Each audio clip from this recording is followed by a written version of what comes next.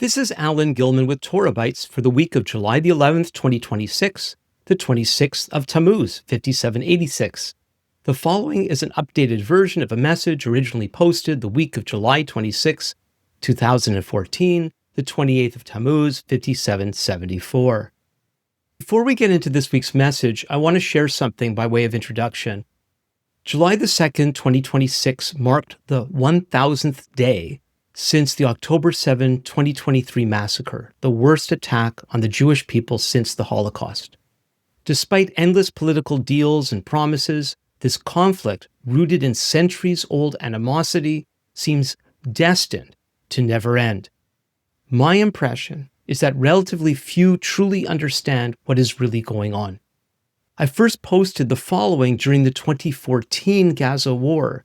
Reading it over again, including the article and the video I mentioned, made me feel as if nothing has changed in 12 years.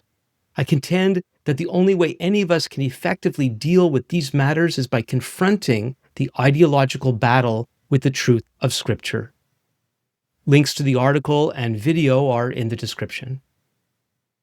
This week's message is entitled Ideological Warfare, and I'm reading from Bamidbar, Numbers chapter 33, verses 51 and 52. When you pass over the Jordan into the land of Canaan, then you shall drive out all the inhabitants of the land from before you, and destroy all their figured stones, and destroy all their metal images, and demolish all their high places. Like many others, I continue to be caught up in the tragic situation between Israel and its neighbors. The number of articles and videos is overwhelming. As you may know, if the issue includes Israel, we end up with an inordinate amount of emotionally charged attention and opinions. Now and then I come across an article or report that, in my opinion, stands out from the others for how the author avoids narrow definitions and simplistic conclusions. Richard Landis's Why the Arab World is Lost in an Emotional Nakba and How We Keep It There examines the conflict through a worldview lens. Whether or not Landis's evaluation is fully correct, he's right that the problem at hand is fundamentally ideological. How people see the world controls how they live life. Failure to accept that will undermine any attempt to resolve conflict, whether it be interpersonal or international. But this is not the way many of us look at life. Instead, we prefer simplistic, superficial analysis along with quick, thoughtless solutions. A great example of this, as it relates to the current crisis, is Nina Paley's 3.5-minute animation, This Land Is Mine, a satirical retelling of the history of the region that features each people group being killed off by the next people group as their cartoon representatives seamlessly lip-sync the song This Land Is Mine from the 1960 film Exodus. The appeal of Paley's animation, apart from its humor, is its simplicity.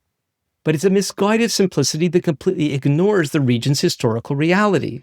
This version is stripped of any historical context whatsoever.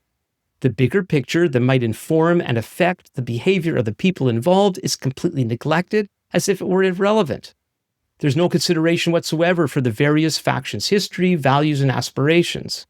All the viewer is offered is a story of meaningless killing, along with the implied resolution being that if only the fighting stopped, everything would be okay. A cry of, "Why can't we all get along?" may sound good, but it's devoid of any sense of authentic, not to mention lasting, justice.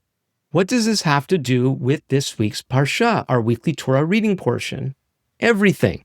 First, so much of the Bible is devoted to issues pertaining to the region in question. The backdrop to much of what is going on in Scripture can be termed Middle East crisis.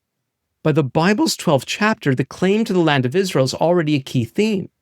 While many people are quick to draw personal spiritual lessons from the Bible stories, the context of both the Hebrew Scriptures and the New Covenant writings primarily concerns the region's geopolitical issues. Yet many readers of Scripture treat this context in the same way as Paley's animation. The bigger story becomes irrelevant in our attempt to distill the meaning we wish to derive. The verses I quoted from this week's Parsha demonstrate what the conflict in the region is really all about. When God called the people of Israel to take the land, they were not only to drive out its inhabitants, but also to destroy the objects of their religions. They were not simply a migrant people looking for territory and annihilating anybody who stood in their way. Their God-given objective was to establish a godly community of truth and righteousness, while at the same time displacing the previous inhabitants. This was not indiscriminate, but was rather the God-ordained judgment on peoples whose evil behavior had become irreversible. Check out Bereshit, Genesis chapter 15 and verse 16. I'm not proposing that the modern state of Israel should follow the same directions today that God gave through Moses over 3,000 years ago. I don't believe that the Bible supports that at all. Still, this reminds us that all conflict is fundamentally ideological. This is why Landis's article is so helpful. He understands that the two sides differ in how they see the world. Additionally, Paley's animation offers a more contemporary perspective that effectively skirts the real issues, while, hopefully unintentionally, insulting the people involved by belittling their concerns. The Bible is God's revelation of the way the world really is, and calls us to make that truth known in the name of the Messiah. The players in the current conflict are caught up in this ideological battle, whether they know it or not. The only way we will ever find lasting resolutions to this and every other conflict is by gaining a better understanding of God's perspective through His written word. If this was helpful, please like and share, and don't forget to subscribe. If you're interested in supporting my Bible teaching, information on how to do so is in the description. You can leave your questions and comments below or email me at comments@torahbytes.org.